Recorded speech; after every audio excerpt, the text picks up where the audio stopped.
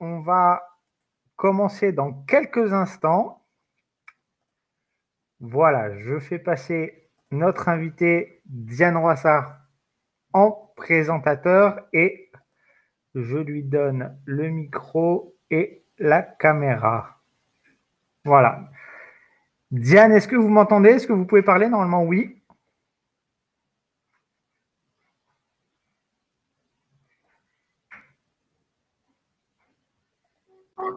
Bonjour, est-ce que vous m'entendez? Super, alors moi je vous entends parfaitement.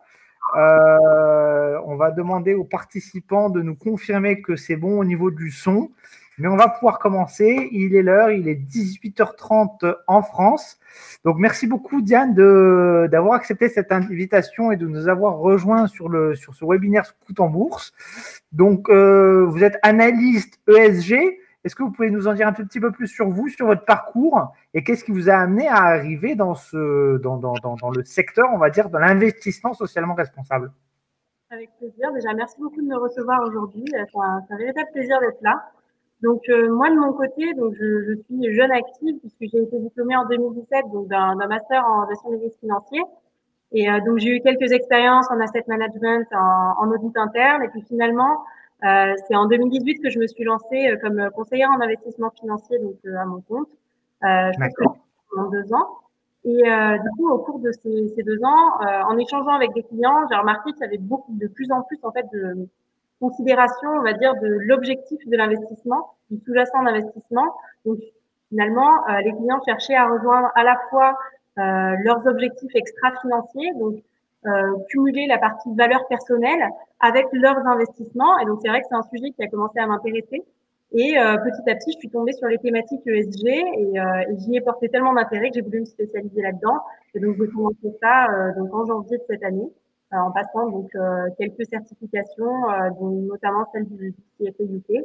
Et donc me voilà aujourd'hui devant vous pour parler d'un sujet qui me passionne. Super, bah écoute, merci beaucoup en tout cas pour cette présentation. Alors, on va faire passer le PowerPoint. Le voici.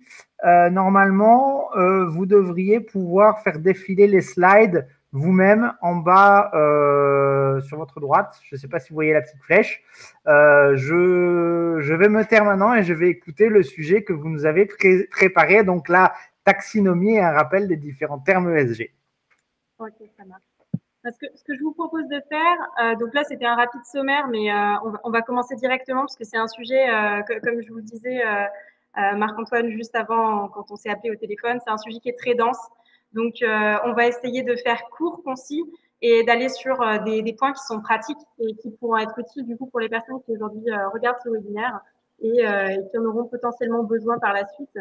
Donc moi, ce que je vous propose, c'est de commencer par remettre un petit peu de contexte.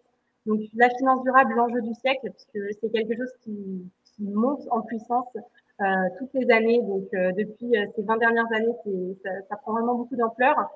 Et pour autant, c'est pas du tout quelque chose qui est récent, puisque ça date du XVIIIe siècle. On a vu la première apparition avec certains groupements religieux, donc les Quakers et les Methodistes, qui donnaient des directives à leurs fidèles sur les entreprises dans lesquelles ils pouvaient investir ou non. Ça a pris encore un peu plus d'ampleur dans les années 70, après l'apartheid en Afrique du Sud avec les principes de Sullivan.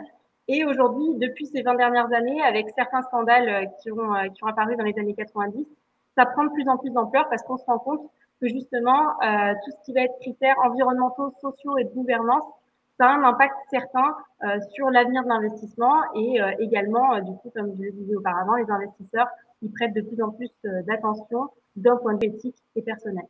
Donc, à la suite de ça, il y a eu pas mal d'initiatives qui ont été mises en place par différents interlocuteurs. Donc, j'en ai cité quelques-uns sur le PowerPoint, donc notamment celle des Nations Unies avec le Global Compact, UNGC, qui va être donc du coup un accord mondial. Les différentes COP, donc les conventions des parties qui se passent chaque année depuis 1995, les principes pour l'investissement responsable, etc., etc. On a depuis 2015 des objectifs qu'on s'est fixés, qui sont les Sustainable Development Goals ou objectifs donc de développement durable, et un accord qui est l'accord de Paris, toujours en 2015, et qui nous fixe des objectifs pour 2030. Donc ces objectifs-là, il y en a 17 au total, Et l'idée, c'est de tendre vers un monde où, justement, on va diminuer tout ce qui est pauvreté, faim dans le monde. On va essayer de préserver donc l'environnement, donc tout ce qui est vie marine, vie terrestre, etc. Donc, dans ce contexte-là, on a une croissance qui est relativement importante, mais la problématique, c'est que ça manque de cadre. Et donc, quand ça manque de cadre, on a du flou qui se crée au niveau des termes, au niveau aussi de l'encadrement de ce qu'on peut appeler, par exemple, la finance verte, la finance éthique, la finance durable. Tout se mélange un petit peu et lorsqu'on lit des articles scientifiques sur le sujet ou lorsqu'on lit de la presse ou même tout ce qui va être documentation commerciale de certains fonds, ça devient un petit peu obscur et au final, on ne sait pas trop ce qu'il en est. Donc, c'est l'objectif d'aujourd'hui, réussir à mettre un petit peu de cadre là-dedans, parce que du coup, il y a des initiatives qui ont été menées pour ça. Et donc, la première, elle a été menée donc par l'ICMA, qui est l'International Capital Market Association, donc l'association internationale des marchés des capitaux, donc qui vient réguler un petit peu tout ce qui va être banque d'investissement et maison de titres. Et donc, du coup, elle a émis cette année donc 10 définitions donc pour réussir à cadrer un petit peu ce que c'est que la finance climatique, la finance de transition, etc. Donc, je fais juste un petit aparté parce que c'est tout en anglais, donc leur définition. J'ai essayé de faire des traductions. Voilà. D'accord, je vois ça. Parce que c'est vrai que moi, bon, Scout en bourse, c'est un peu la communauté de l'investissement socialement responsable. Donc, j'utilise très souvent investissement socialement responsable comme terme, mais il y a aussi la finance à impact, comme je le vois, la finance durable, la finance verte. On est un peu perdu, en fait, effectivement, dans tous ces termes. Donc, je vois plusieurs termes, mais c'est vrai qu'on a du mal à les catégoriser. On se dit, c'est un peu la même chose, mais en fait, pas toujours, hein, en réalité. Il y a des petites subtilités, effectivement, et en fait, chacun de ces termes désigne quelque chose de différent. Et ces toutes petites subtilités, elles peuvent avoir une importance en fait significative lorsque vous voulez faire votre investissement, puisqu'au final, vous n'allez pas investir dans la même chose. Donc, tout ce qui est finance climatique, climate finance, ça va être tout ce qui va tendre en fait vers une économie qui va être résiliente, donc d'un point de vue climatique. Donc, à la fois par des mesures d'atténuation donc du changement climatique, on va véritablement aller lutter contre le changement climatique. Donc là, on va avoir tout ce qui est baisse d'émissions de gaz à effet de serre notamment, et aussi des mesures d'adaptation au changement climatique, où là, du coup, on va promouvoir plutôt des actifs, des sociétés qui sont dans l'idée de tendre vers justement cette adaptation. Donc là, je pense notamment, si on veut donner un exemple, à des infrastructures qui vont être résilientes, par exemple, à une augmentation des températures ou des choses comme ça. Donc ça, D'accord. sur tout ce qui est finance climatique. Maintenant, je ne vais pas suivre du tout l'ordre du PowerPoint, mais si on regarde tout ce qui est green finance, donc finance verte, là, on va être sur un scope un peu plus large. Donc, on touche toujours à ce qui est environnemental, mais on va adresser aussi d'autres problématiques, comme par exemple la préservation des ressources naturelles, donc tout ce qui va être eau, sol, mais également tout ce qui va être préservation de la biodiversité, lutte et prévention de la pollution. Voilà, on va rajouter des thématiques supplémentaires donc dans tout ce qui est green finance. Donc, c'est ce qui va différencier la finance climatique et la finance verte, par exemple. D'accord. Si on repart sur tout ce qui va être transition climatique, là, c'est plus en fait un chemin, une ligne de conduite qu'on va essayer de suivre, donc en accord avec certaines politiques et certaines initiatives qui ont été mises en place pour suivre notamment les objectifs des accords de Paris. Voilà. Donc ça, c'est assez logique, la transition climatique, pour le coup, il n'y a pas forcément de débat sur ce terme-là. Et après, ceux où ça peut être un petit peu plus délicat, ça va être les trois, donc responsible investing, donc investissement responsable ou investissement ESG, finance durable et finance à impact. Parce que là, en fait, on va aller crescendo dans, on va dire, le, la force qu'on va mettre, le focus qu'on va mettre sur la partie ESG. Donc, déjà, pour les personnes qui nous suivent et qui ne savent pas ce que veut dire ESG, donc ce serait étonnant, mais on le rappelle toujours. Donc, ESG, c'est pour environnemental, social et gouvernance. Donc, on va être sur un investissement qui va tenir compte de critères qui ne sont pas les critères financiers classiques, mais également des critères extra-financiers. Donc, quel va être l'impact de l'activité de l'entreprise sur l'environnement, sur des critères sociaux, donc par exemple sur la qualité de vie des salariés, sur la qualité de vie des populations qui vivent autour de l'entreprise. Voilà, on va avoir plein de thématiques sur le côté social. Et la gouvernance, c'est plus à l'échelle d'un comité exécutif, etc. Comment se comporte l'entreprise. Voilà, par exemple, le conseil d'administration, il faut qu'il soit équilibré, il faut qu'il soit juste, il ne faut pas qu'il y ait, par exemple, le PDG qui mette son fils ou quelque chose comme ça sans raison justifiée au conseil d'administration. Ça, tout ça, c'est ce qui touche la gouvernance. Exactement. Et après, on peut avoir aussi tout ce qui est scandale, donc lié à une mauvaise gouvernance. Donc, on a pas mal d'exemples très marquants. Donc, la catastrophe Deepwater Horizon, c'était en partie une problématique de gouvernance. La problématique du Rana Plaza, donc l'immeuble qui s'est effondré au Bangladesh il y a ça quelques années, c'est pareil, c'était une problématique de gouvernance initialement, parce que du coup, c'était des négligences qui ont été volontairement mises de côté. Et ça, au final, en fait, ça a engendré des problématiques sur les autres plans, sur les plans environnementaux et sociaux. Et c'est là qu'on se rend compte que ces trois critères, ils sont très liés. Donc, la partie donc investissement ESG, investissement responsable, ça va être l'idée de tenir compte de ces trois critères pour préserver, protéger le capital. En fait, on va considérer que les trois critères ESG, ils peuvent poser des risques à moyen, long terme sur le capital. Ça peut être de la perte en capital liée, par exemple, à une obsolescence d'un process, je ne sais pas, ou d'un produit qui est proposé par l'entreprise. Et à ce moment-là, on évalue que ça va faire baisser le cours, par exemple, de la valeur de l'entreprise ou des choses comme ça. Donc là, c'est vraiment dans l'idée de protéger le capital et uniquement dans ce but-là. D'accord. Si on passe sur la finance durable, là, on a un autre but, ça va être de saisir des opportunités. De se dire que, par exemple, les énergies propres, etc., elles vont prendre de l'ampleur dans les années à venir. Ou l'intelligence artificielle. Ça aussi, on peut en tenir compte là-dedans. Et donc, du coup, il y a des opportunités d'investissement qui peuvent générer des revenus supplémentaires et avoir une croissance assez forte. Donc, on va essayer de saisir ces opportunités-là.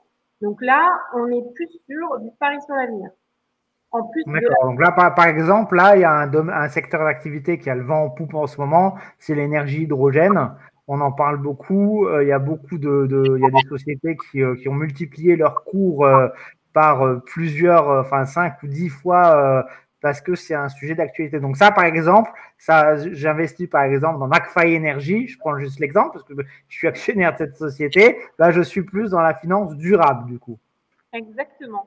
Voire même peut-être la finance à impact, puisque la finance à impact, c'est l'idée de se dire qu'en parallèle du rendement financier qu'on veut déjà au-dessus de la moyenne, on va chercher à avoir un impact véritablement positif sur l'environnement ou d'un point de vue social. Donc après, là, ça dépend de la thématique d'investissement. Mais l'idée, D'accord. c'est d'avoir cette valeur ajoutée d'un point de vue extra-financier. Donc, chose D'accord. pas dans les deux précédents. Voilà. Ça va être la petite nuance qui, au final, fait une différence conséquente selon ce qu'on recherche. Alors moi, pour la finance à impact, j'ai investi dans un fonds belge, c'est un impact fund qui finance en fait la microfinance. En fait, il finance des agriculteurs en Colombie, en Côte d'Ivoire et autres. Alors, évidemment, la rentabilité, c'est fixe et c'est de l'ordre de 2% par an. Mais par contre, voilà, je sais que mon argent, il va financer des agriculteurs qui vont devoir avoir besoin d'acheter peut-être des machines, se développer. C'est de la microfinance et ils se catégorisent eux-mêmes comme impact fund. Donc, Alors là, il y voilà. a beaucoup de débats, parce qu'ils peuvent aussi rentrer dans la social finance, donc dans tout ce qui D'accord. est investissement à objectif social. Donc, un investissement à objectif social, ça peut avoir deux natures différentes. Soit on va essayer de lutter contre des problématiques sociales, donc ça peut être la faim, ça peut être par exemple l'accès à l'emploi, ou sinon on va chercher à avoir un impact positif d'un point de vue social. Et donc là, c'est un petit peu le cas de votre investissement. D'accord, d'accord. Donc, ça serait plus finance sociale. Finance sociale, ça peut être aussi financer peut-être des hôpitaux dans des pays où il y a des problèmes de structure, on va dire, médicale ou ce genre de choses aussi. Exactement. Donc, dans tout ce qui est finances sociales, on va retrouver l'accès aux ressources et aux services élémentaires. Donc, que ce soit par exemple la partie santé, donc accès aux soins basiques, ça peut être accès au logement, un logement accessible d'un point de vue financier. Ça peut être également accès à l'éducation. Dans tout ce qui est social, on va aussi retrouver des fonds qui ont un focus sur la diversité. Je sais que par exemple au Japon, le fonds de pension national du Japon a un focus sur l'égalité homme-femme. Voilà, ça c'est aussi des thématiques qu'on peut retrouver dans le volet social. Tout à fait. J'ai vu des ETF qui ont cette thématique aussi. Alors, je le rappelle quand même pour les auditeurs, hein, parce qu'on parle quand même de beaucoup de thèmes. Ça reste de l'investissement et c'est l'objectif, ça reste que ce soit profitable. Donc, on finance des bonnes causes, mais on essaye d'en récupérer aussi un retour sur investissement. C'est pas du don. Je décris pas le don. Le don est nécessaire. Il faut aussi faire des dons. Mais là, en l'occurrence, on est bien dans la finance et on cherche un retour sur investissement. Voilà, juste petite parenthèse. Et moi, pour suivre votre parenthèse, ce que je voulais simplement rajouter, c'est qu'il y a une grande croyance limitante, on va dire, qui circule autour de l'ESG, qui est de dire que si on veut investir dans quelque chose qui est responsable, par définition, on va faire une croix sur une partie du rendement. Et ça, il y a pléthore d'études qui démontrent le contraire aujourd'hui. Et en fait, au final, si on regarde sur un horizon temps un petit peu plus long-termiste, on se rend compte même que vu qu'on tient compte de la matérialité, c'est-à-dire de l'impact potentiellement positif ou négatif de certains critères extra-financiers, on peut même avoir un couple rendement-risque plus intéressant sur certains investissements ESG. Donc voilà, c'est encore une fois à prendre avec des pincettes dans le sens où ça dépend de l'investissement en question, mais il faut en fait se sortir de cette idée reçue comme quoi l'investissement responsable par définition est moins rentable parce qu'aujourd'hui ça a été démontré notamment au travers de la crise du coronavirus que ça n'était pas forcément le cas. Tout à fait. De toute façon, faut voir aussi ça comme des critères de risque. Donc, effectivement, une entreprise qui a une meilleure notation SG a moins de risques d'amende, moins de risques de grève, moins de risques de plein de choses, en fait. Donc, faut voir ça. Alors, moi, je vois ça dans le sens où j'aime bien parce que je me dis, voilà, j'investis pour des bonnes causes aussi, pour rendre le monde meilleur. Mais ceux qui sont moins sensibles à ce critère de dire je vais rendre le monde meilleur, c'est un risque et n'importe quel financier prend en compte tous les risques avant de faire un investissement. Voilà, je me tais maintenant, je vous laisse continuer.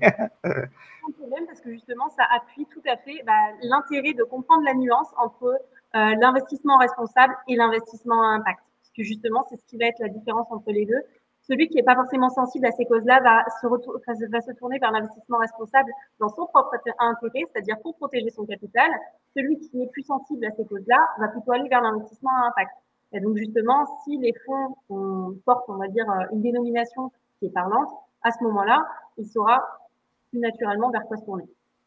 Voilà. D'accord. Donc, pour terminer sur les trois derniers, donc on n'a pas encore vu, donc les objectifs de développement durable, je les ai évoqués un petit peu avant, donc c'est pas forcément la peine de revenir dessus. Donc, c'est des objectifs qui ont été posés en 2015, c'est 17 objectifs à échéance 2030, pour justement se tourner vers une économie, on va dire, un petit peu plus solidaire et durable.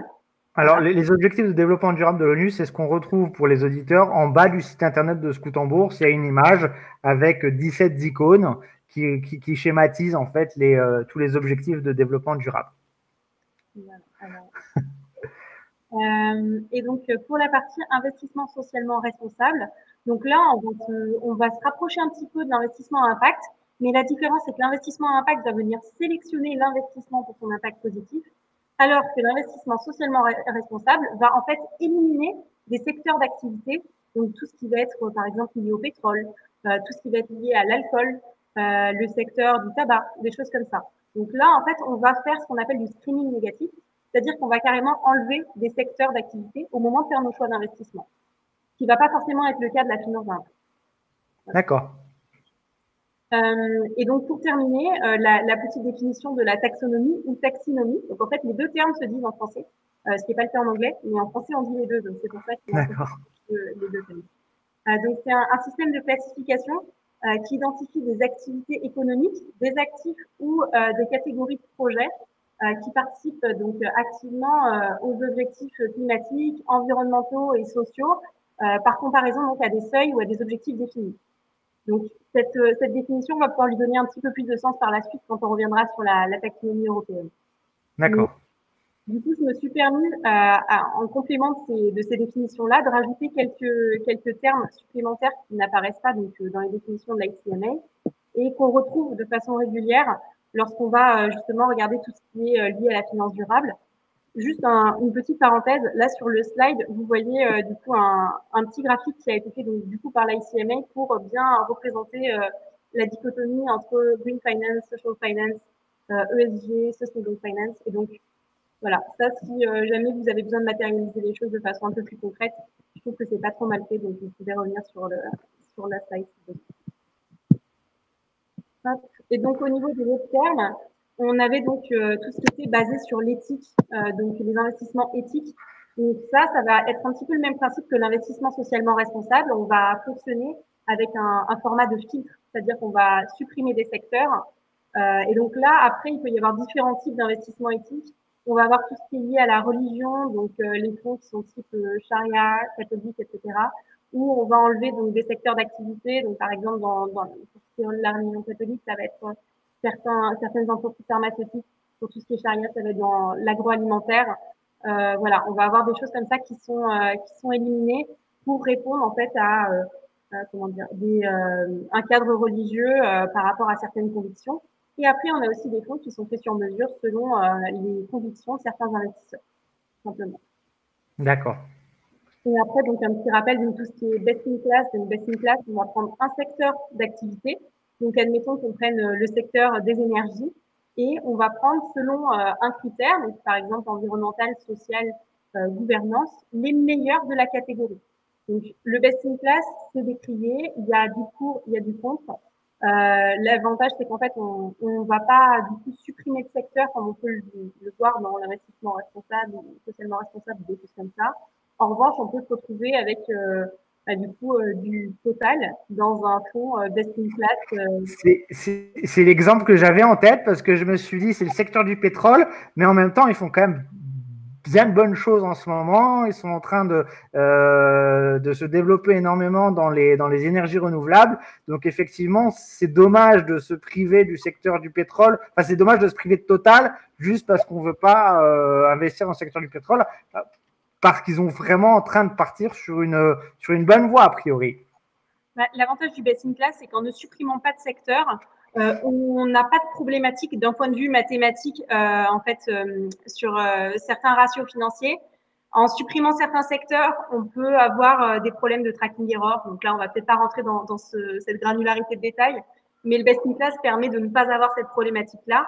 Et aussi, ça nous permet d'investir dans des entreprises qui font des efforts éventuellement ou qui investissent dans des solutions d'avenir. Quand bien même elles sont exposées à des secteurs qui sont pas forcément comme Total, qui sont dans le pétrole de base. Donc, ça peut avoir de l'intérêt. Après, encore une fois, ça dépend ce qu'on recherche. Tout à fait. L'investissement thématique, lui, son objectif, c'est de se concentrer sur un point en particulier. Donc, par exemple, on va avoir un fonds qui est dédié à la gestion de l'eau et des déchets. Voilà. Donc, on va investir dans des entreprises uniquement spécialisées dans ce secteur-là. Donc, les investissements thématiques, il en existe beaucoup sur le marché aujourd'hui. Voilà. L'objectif, c'est juste de se concentrer sur un point en particulier, donc que l'investisseur peut rechercher. Les critères financiers, donc c'est tout ce qui n'est pas lié finalement à des ratios financiers classiques. Donc, on peut retrouver dans l'intégralité des autres fonds. Et la responsabilité sociétale des entreprises. Donc ça, je vais reprendre la définition de l'Union européenne parce que je la connais pas par cœur. Donc c'est l'intégration volontaire des préoccupations sociales et écologiques d'une entreprise ou des entreprises à leurs activités commerciales et à leurs relations avec leurs parties prenantes. Tout à fait. Alors pour le RSE, on avait reçu il y a quelques semaines en webinaire une responsable du label Lucie, donc qui donne justement des labels RSE. Voilà. Ok, super. C'est intéressant pour les interlocuteurs qui nous regardent, peut-être regarder le replay du webinaire s'ils veulent un petit peu. Exactement. Si vous voulez en savoir plus sur les RSE, on avait fait un webinaire où on avait parlé de ce sujet-là. Ok. Alors du coup, moi, ce que je vous propose, c'est du coup de faire un petit rappel sur les labels en finance et immobilier durable. Vu qu'on a un temps imparti, je ne vais pas forcément rentrer dans le détail, mais l'avantage des labels, c'est que ça vous permet d'avoir en fait certains critères prédéfinis. Et lorsque vous cherchez un investissement qui repose sur certains critères, vous avez l'assurance, lorsque vous regardez un label, de savoir que ces critères sont respectés. Donc, en France, on a 3 particuliers sur la finance, sur la partie financière, qui est donc le label ISR, investissement socialement responsable, qui tient compte des critères ESG et aussi de l'implication donc de l'entreprise qui gère le fonds dans tout ce qui est active ownership, c'est-à-dire aller voter par exemple aux assemblées générales et accompagner l'entreprise accompagner des entreprises dans lesquelles elles investissent. donc vers une évolution durable d'un point de vue environnemental, social. Ça, c'est bien parce qu'on oublie de le dire, on choisit des valeurs, etc. Mais en tant qu'actionnaire, si on est déjà actionnaire d'une entreprise, on a un pouvoir de voter pour certaines décisions que peut prendre l'entreprise. Et c'est le rôle de l'actionnaire de voter pour les bonnes décisions aussi. Hein. Exactement. Et d'ailleurs, ça fait partie intégrante en fait de l'ESG, puisque le fait de voter, d'exercer son droit de vote, d'accompagner l'entreprise dans son changement, c'est aussi une démarche ESG dans la mesure où c'est quelque chose qui est porté sur l'avenir, parce que du coup, on croit à l'évolution de l'entreprise. Et ça, c'est vraiment significatif pour le coup. Donc, on va avoir ce label ISR là, et après on en a deux autres qui sont plus spécifiques. Donc le Greenfin qui lui est plus spécialisé sur la partie environnementale, et le Finansol qui lui est plutôt spécialisé sur la partie sociale. D'accord. D'accord. Alors Greenfin et ISR, je crois que c'est le gouvernement, hein, c'est des labels qui sont gouvernementaux. Finansol, c'est une association derrière, je crois, non? Si je dis pas de bêtises. Exactement. D'accord. C'est associatif Finansol. Donc c'est indépendant aussi. Ça peut avoir. D'accord. Sur la partie immobilière, donc je vais passer rapidement. On a le label BBC, donc bâtiment basse consommation, qui va plutôt s'orienter sur la consommation d'énergie du bâtiment. Donc notamment avec la réglementation RT 2012, donc qui va limiter la consommation d'énergie du bâtiment en kilowattheure.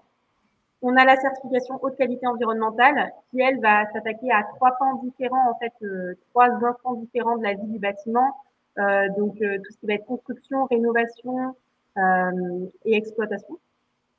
Et après, on a d'autres labels, donc label Equinergie qui se concentre sur l'isolation thermique, et d'autres labels hors Europe, donc LEED, BREEAM, WELL Score. Donc, en fait, la problématique, c'est qu'il y a énormément de labels. Et aujourd'hui, pour faire le tri, c'est assez compliqué puisque chaque pays va avoir ses propres labels. Donc, quand on veut investir en France uniquement, c'est plutôt facile.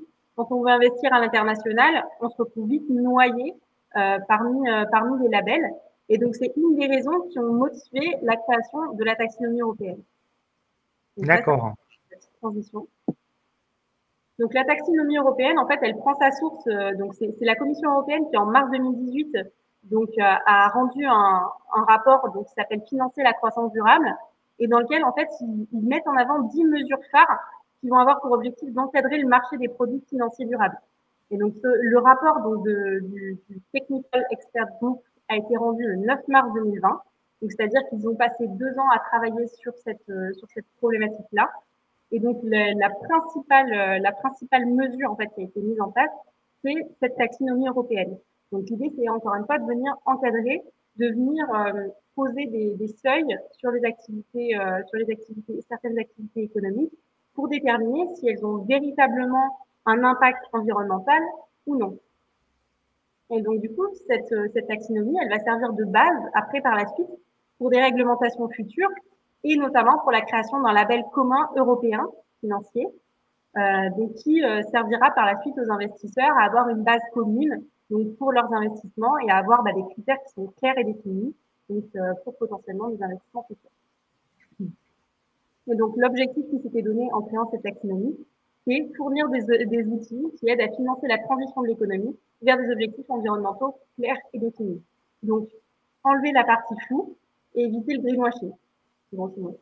Oui, voilà, qui est une grosse problématique dans la finance durable, on va dire. Greenwashing, social washing, ESG washing. Maintenant, il y a plein de termes, mais la problématique c'est la même. Voilà. Donc du coup, pour expliquer rapidement ce que c'est que la taxonomie, donc on va définir une liste d'activités économiques. C'est impossible pour le groupe de travail de s'attaquer à toutes les activités économiques. Donc ils ont fait un choix stratégique, c'est qu'ils se sont dit qu'ils allaient prendre des activités économiques qui représentent 93,5% des émissions de gaz à effet de serre dans l'Union européenne. Donc ces activités-là, après, ils vont définir pour chacune d'entre elles des seuils de performance, donc ce qu'ils appellent les Technical Screening Criteria, qui mesurent du coup la contribution des activités à 6 objectifs qui se sont fixés d'un point de vue environnemental, qui sont donc ceux qui sont sur le slide en ce moment même. Donc la lutte contre le changement climatique, l'adaptation au changement climatique, donc ça c'est les deux principales, et les quatre suivantes, qui sont essentielles également mais un peu plus secondaires, c'est l'utilisation durable et la protection de l'eau et des ressources marines, La transition vers une économie circulaire, donc pour passer du take, make, dispose, donc c'est l'ancien modèle économique qu'on a connu jusque-là, et du coup la prévention et le contrôle de la pollution, et la protection et la restauration de la biodiversité et des écosystèmes. Donc ça, notamment, en ce moment, c'est une thématique qui revient beaucoup, la biodiversité. Ça prend vraiment de l'ampleur parce qu'on se rend compte qu'il y a un impact réel sur l'économie. Alors, donc, il y a 3 conditions principales à remplir pour être considéré comme une activité verte ou alignée avec la taxonomie. On peut utiliser les deux termes. Donc, la première, c'est contribuer substantiellement à au moins un des 6 objectifs définis. Donc, cette contribution substantielle, elle peut être de 3 natures différentes qu'on verra dans la slide d'après. Green, greening off et enabling. Donc, en fait, finalement, pour contribuer substantiellement, il faut dépasser un certain seuil qui est défini donc par activité économique. Et donc ça se présente dans le rapport qu'ils ont donné de la taxonomie par activité. À la fin, il y a des annexes et donc ils mettent des seuils pour chacune des activités.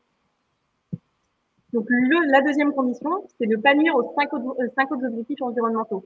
Ça peut paraître un petit peu évident, mais l'idée, c'est pas de se dire qu'on va, par exemple, lutter contre le changement climatique, mais d'un autre côté, créer de la pollution pour les sols. Sinon, c'est un petit peu antinomique.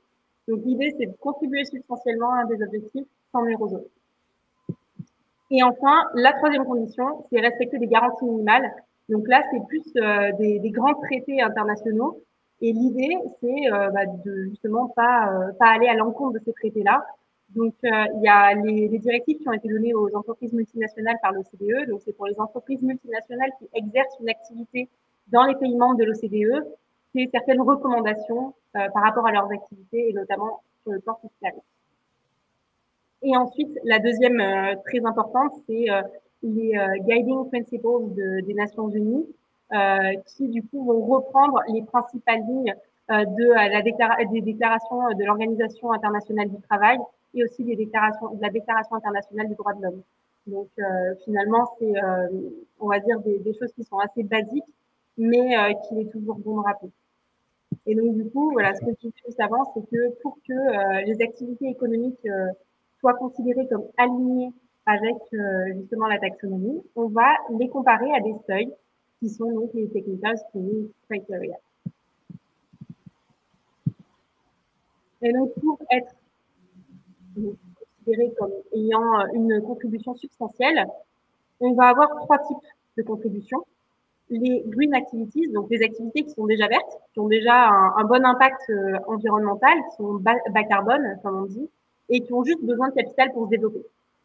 On va avoir celles qui sont en cours de développement, donc qui participent activement à l'objectif de neutralité à horizon 2050, de neutralité carbone, mais qui en sont très très loin encore. Et donc celles-ci, c'est celles qui sont critiques pour l'économie en ce moment. Et donc ça revient un petit peu à la discussion qu'on avait juste avant sur le fait d'accompagner les entreprises dans lesquelles on investit. Là, c'est la même idée, c'est de se dire que des entreprises qui vont faire des investissements, par exemple, au niveau de leur CAPEX et OPEX, donc c'est-à-dire des investissements pour le futur, pour venir justement verdir peut-être un petit peu leurs activités, mais qui pour l'instant sont encore loin de l'objectif fixé.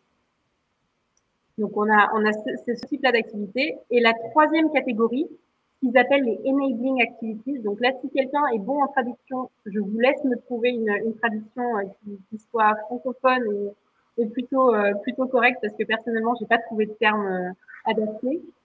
Des activités engageantes, je dirais peut-être, mais je suis pas tout à fait sûr que ce soit la bonne traduction. Si vous voulez le mettre dans le chat, hein, Il me disait habilitante, mais bon, c'est pas terrible. Donc c'est des activités qui permettent à d'autres activités d'avoir une performance bas carbone ou de réduire leurs émissions. Donc on peut imaginer par exemple une entreprise qui va produire peut-être je sais pas des outils ou des choses comme ça, ou peut-être une fintech ou des choses comme ça qui vont permettre à des entreprises de baisser leur bilan carbone. Donc là, ça rentre dans D'accord, oui, donc des sociétés qui, voilà, qui produisent des outils ou des matériaux ou quoi que ce soit qui pourraient aider d'autres entreprises. Ou même du service, tout à fait. Ou du service, ouais. Ou même du consulting, à la limite, pourquoi pas, une société de consulting qui va, j'en sais rien, je pense à n'importe quelle société de consulting, qui va aller dans l'entreprise, dire voilà comment vous pourriez organiser vos activités ça pourrait peut-être rentrer dans le cadre. Après, il faut voir si le consulting, il ne me semble pas d'ailleurs, fait partie de la liste des secteurs qui a été définie donc comme étant les plus pollueurs justement par le groupe de travail. Parce qu'ils sont vraiment concentrés sur ces activités-là, je pense par manque de temps. En 2 ans, mine de rien, ça passe très vite. C'est sûr. Des choses qui vont poursuivre par la suite, mais pour l'instant, en tout cas, ils s'en sont cantonnés à cette liste-là.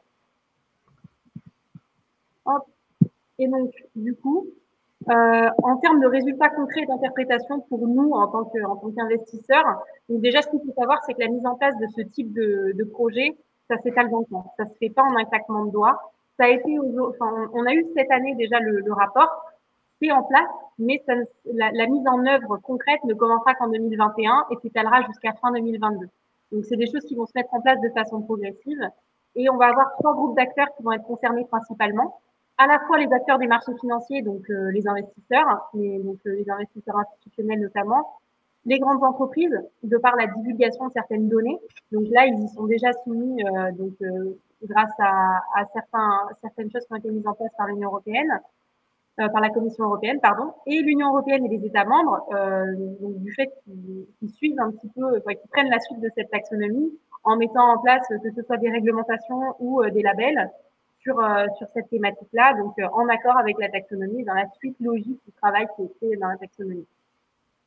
Et donc du coup, en termes de résultats, pour une entreprise, on va retrouver un pourcentage d'alignement avec la taxonomie.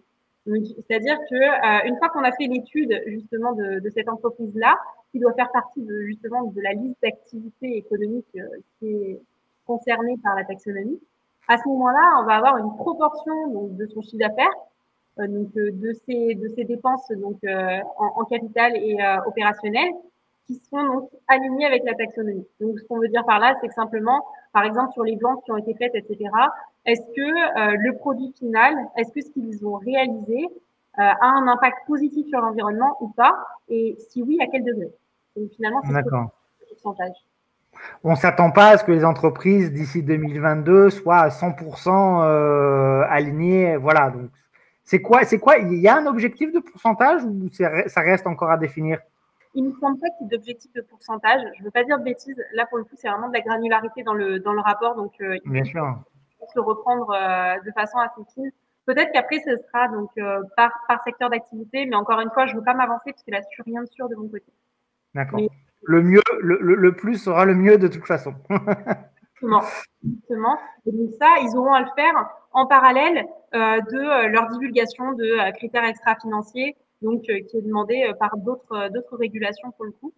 Et ensuite, pour ce qui est des acteurs du marché financier, donc là, je pense par exemple aux asset managers, eux, ils vont devoir produire des rapports qui indiquent comment ils ont pris en compte la taxonomie, comment ils ont fait usage de cette taxonomie-là pour faire leur choix d'investissement et à quels objectifs environnementaux, donc les 6 de la taxonomie, ces investissements contribuent. Donc, s'ils veulent, par exemple, dire que leurs fonds sont alignés avec la taxonomie.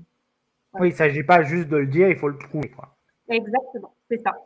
Puis après, selon la nature des actifs qui sont dans les fonds, forcément, ça va être très différent si on est sur des actions, si on est sur des obliges, etc. Ça va pas forcément être la même façon, entre guillemets, d'entrevoir l'alignement avec la taxonomie. Donc, c'est pour ça qu'ils demandent un rapport et pas uniquement un pourcentage comme on peut l'avoir sur une entreprise. D'accord. Voilà. Et donc, du coup, pour terminer et conclure en fait sur ce sujet-là, il y a d'autres initiatives qui sont en cours de route en ce moment et qui peuvent être intéressantes de suivre, notamment en France, donc avec l'engagement de l'AMF et de la CPR, donc l'autorité de contrôle prudentiel et de résolution et l'autorité des marchés financiers, donc qui mettent en place des doctrines qui permettent la lisibilité des approches sur les fonds ESG. C'est d'ailleurs comme ça qu'on était rentrés en contact, donc Marc-Antoine, vous et moi, sur un webinaire sur ce sujet-là. Et donc, c'est vrai que pour le coup, c'est très pertinent par rapport au sujet qu'on étudie aujourd'hui, puisque cette doctrine-là, elle force les fonds à finalement adopter un nom qui soit en relation avec leur niveau d'engagement sur les critères ESG. Donc ça, c'est parfaitement dans la suite logique de tout ce qui est taxonomie européenne. Et donc, il y a d'autres initiatives de la Commission européenne, donc notamment la réglementation Disclosures, donc qui est celle qui va forcer les entreprises à divulguer certaines informations d'un point de vue extra-financier sur leur impact d'un point de vue social et environnemental. Et on va avoir aussi donc tout ce qui est divulgation sur les benchmarks climat, ESG. Voilà, on a pas mal de choses qui ont été mises en place. Après, voilà, il y a des standards pour les obligations vertes, etc. C'est assez large et honnêtement, c'est très compliqué de suivre toutes les réglementations qui sortent et toutes les initiatives qui sortent parce que honnêtement, il y en a plusieurs par mois si on regarde l'intégralité des organismes à l'échelle internationale. Donc, assez dense comme sujet à suivre.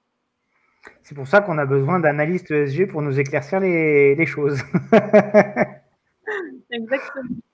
Et donc, si vous souhaitez approfondir un peu ces sujets-là, donc là, vous avez les ressources qui sont notées là. Je ne sais pas si ce serait possible qu'après, il puisse avoir des liens cliquables sur le PowerPoint. Alors moi, ce que je vais pouvoir faire éventuellement, c'est parce que là, la vidéo est enregistrée, donc là, on n'aura probablement pas le temps de répondre aux questions parce qu'on a un peu mordu sur le temps, mais c'était de toute façon très intéressant. Donc ceux qui regardent la rediffusion et ceux qui participent au live, ça sera diffusé, ça sera la vidéo, l'enregistrement sera posté demain sur YouTube. Donc si vous avez des questions, je vous invite à les poser en commentaire de la vidéo YouTube. Et moi, ce que je ferai, c'est que les liens là qui sont présents sur le PowerPoint, je les insérerai dans la description de la vidéo et dans les commentaires que les gens puissent y avoir accès. Et avec plaisir pour répondre à vos questions, si besoin, sur YouTube, sur LinkedIn, je reste disponible. Et j'attire juste votre attention sur un petit point. Si ça vous intéresse, le sujet de la taxonomie, il y a une formation qui est organisée par Novetic le 12 novembre. Donc, je suis absolument pas sponsorisée par eux, c'est juste qu'ils font du contenu de qualité pour ces formations. Donc voilà, n'hésitez pas à regarder, ça peut avoir. Donc n'hésitez pas, effectivement, je mettrai aussi les liens de toute façon dans la description de la vidéo. Un grand merci Diane pour cette super présentation. On se retrouve très bientôt sur le forum Scout en Bourse. Peut-être un prochain webinaire avec Diane parce que tu as encore, j'imagine, beaucoup de choses à nous apprendre. Et encore vraiment merci d'être venu nous faire cette présentation. Je vous souhaite à tous une excellente soirée et je vous dis à très bientôt. Merci beaucoup, très bonne soirée à tous. Merci.